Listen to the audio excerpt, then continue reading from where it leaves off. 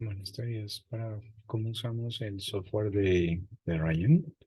Es un software online que como nos ayuda es a hacer el proceso de revisión sistemática mucho más ágil. Entonces, lo primero que tendríamos que hacer es visitar la página de Ryan y ingresar por aquí, por donde tenemos este botón. Aquí básicamente nos va a pedir para crear nuestra cuenta un correo. Nuestro país es bastante rápido, nos demora menos de eh, 30 segundos. Realmente es bastante rápido. Yo como ya tengo la cuenta, pues voy a ingresar entonces para mostrarles cómo se realiza este proceso. Entonces, una vez que nosotros estamos dentro de Ryan, digamos que la primera parte es importante tener en cuenta que debemos de contar con una buena conexión a Internet. Si bien existe una versión paga, vemos que la versión gratuita, a diferencia de la paga, vemos que nos permite, además de otras facultades, pero principalmente en términos prácticos, la paga, digamos que podemos hacerlo en nuestro celular. Con la gratuita, digamos que solo podemos usarlo en computador, pero pienso que es bastante amigable. Entonces, cuando ustedes crean, van a aparecer sus revisiones aquí, debería aparecer en cero. Y cuando ustedes quieren colaborar o trabajar con alguien, les aparecería a las personas que han invitado para que colaboren, ingresarían por aquí por las colaboraciones. Entonces, lo primero que haríamos sería, por ejemplo, crear una nueva revisión. Entonces, en este caso, digamos que llamaríamos una de ejemplo. ¿En qué campo o área, digamos, de trabajo, digamos, lo haríamos? ¿Qué tipo de revisión es? Si es sistemática, si es Scoping Review, poner un ejemplo, digamos, que sea de esta. También, ¿cuál es el dominio en el que se encuentra? Digamos que podríamos decir que está aquí. Si queremos hacer una breve descripción, la podemos hacer y podemos entonces crear nuestra revisión. Siguiente paso, digamos que nos va a pedir que carguemos los archivos de nuestra base de datos. Como ven, existen varios archivos que se pueden cargar. Tenemos algunos de ellos, voy a utilizar aquí simplemente como ejemplo, unos de los que tengo aquí descargados como para el ejercicio. Entonces, podemos cargar de a 10 por vez. Entonces, solamente para el ejercicio, pues voy a mostrarles un poco cómo se ejemplifica. Pues una vez que los tenemos cargados, vamos a darle continuar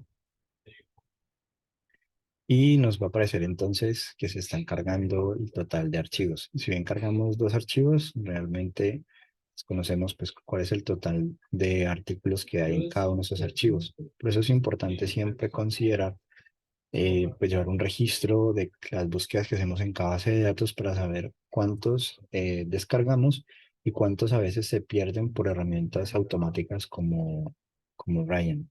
Entonces, en este caso, digamos que todavía sigue cargando la información, pero vamos a mirar cómo funciona por el lado izquierdo. Tenemos prácticamente una función de filtro como Excel. Ese filtro significa entonces que, por ejemplo, en este caso, cuáles son las decisiones que nosotros vamos a tomar. Entonces, por ejemplo, en este caso, cuando yo le doy clic a este archivo, digamos que voy a mirar el título, voy a mirar también el resumen. ¿Cómo? Simplemente le doy clic y me va a aparecer entonces los datos completos de este manuscrito. Digamos que acorde con la pregunta que yo me haya hecho, pues puedo entonces indicar si lo incluyo o lo excluyo. Y eso digamos que me va a facilitar rápidamente hacer el registro, digamos, de los datos. Antes de que el video termine, pues quería comentarles que también es importante, antes de iniciar ese proceso de clasificación, em, hacer una depuración de los duplicados. Entonces, para poder hacer una detección de duplicados, simplemente le vamos a dar clic aquí donde dice detectar duplicados y le vamos a dar OK y él va a empezar a hacer el proceso de revisión de duplicados. Eso es importante que siempre lo hagamos una vez que tengamos cargados todos los diferentes archivos de las diferentes bases de datos, pues para evitar eh, pues para que nosotros sepamos cuáles son los archivos únicos. Y si lo combinamos con el video que tenemos también en el canal de cómo hacemos el flujograma, pues podemos ir haciendo el registro mucho más fácilmente. Entonces, una vez que él termina de hacer el proceso de duplicados, va a aparecer aquí una nueva clasificación donde nos va a decir que existen posibles duplicados y que debemos entonces de clasificar para hacer este proceso. Vamos que cuando eso sucede, voy a cargar otro archivo que veo que se está demorando mucho en cargar el otro que tenía, como para que lo hagamos un poco pues más ágil. Voy a tomar, por ejemplo, este que tenemos aquí. Básicamente solo debo de hacerlo una única vez, principalmente, digamos, la revisión de duplicados. Si yo vuelvo a decir que detecte duplicados con base en archivos que yo ya tenía previamente, me va a decir que no es necesario. Pero como agregué un nuevo archivo de datos, pues digamos que la detección de duplicados empezaría nuevamente. Entonces, volveríamos nuevamente a revisar los duplicados y una vez que termine de hacer ese proceso de revisión de duplicados, pues vamos a ver que entonces van a aparecer eh, para que hagamos esa clasificación. Les voy a mostrarles un poco, pues, qué contiene, digamos, el proceso. Así que son los metadatos, digamos, los años de publicación, los autores, las revistas, los tipos de publicación, una nube de palabras más frecuentes, palabras claves que también aparecen en el documento, palabras claves incluidas o excluidas. ¿Cuáles de esas, digamos, que son nuestras bases de datos originales? Por eso es importante guardar nuestra base de datos con el nombre de esa base de datos. Por ejemplo, aquí no sabemos cuál es la base de datos, mientras que aquí, por ejemplo, sabemos que es Scopus.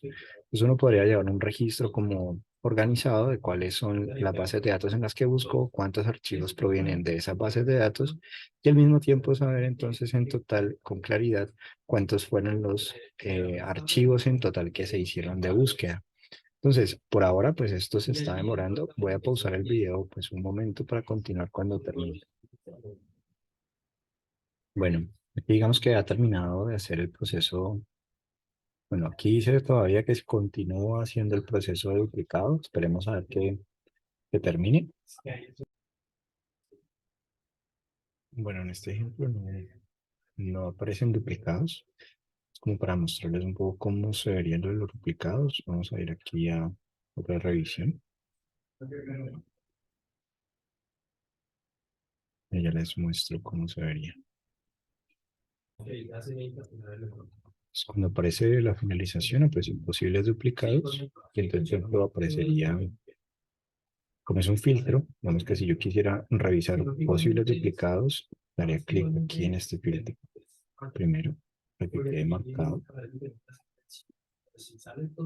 Bien, que quede marcado el filtro, me estaría mostrando entonces esta misma cantidad y me mostraría los que me faltan por decidir. Entonces, por ejemplo, en este caso, este dice que tiene un 94%.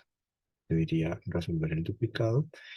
Y cuando le digo resolver el duplicado, pues voy a mirar cuál es la diferencia que existe entre los documentos. Prácticamente cuando pasan del 94%, pues uno pensaría que realmente es mínimo el... Entonces me quedaría con el que mejor información me da.